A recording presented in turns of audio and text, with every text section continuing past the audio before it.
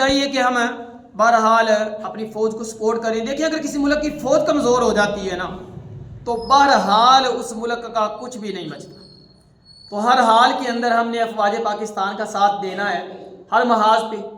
اور یہ جو انڈیا پوری کوششیں کر رہا ہے ملک کے اندر انتشار پھیلانے کی، اور سازشی ٹولے اور عناصر اور اسی طرح کچھ لوگ ایسے ہیں جو سوشل میڈیا پہ پروپوگنڈا کرتے ہیں، تو ہم نے ان کے اس پروپوگنڈے کو ناکام کرنا ہے.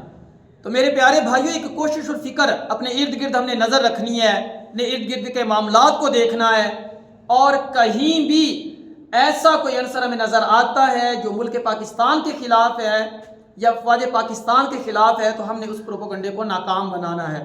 تو اس وقت بھی حالات ایسے ہیں کہ ہم پورے طور پہ افواج پاکستان کے ساتھ کھڑے ہوں، اور ساتھ ہی ساتھ یہ دعا بھی کریں کہ اللہ تبارک و تعالی ہمارے ان جوانوں کی حفاظت فرمائیں. اللہ تبارک و تعالی امت مسلمہ میں اتفاق و اتحاد اور محبت پیدا فرما دے. آمین.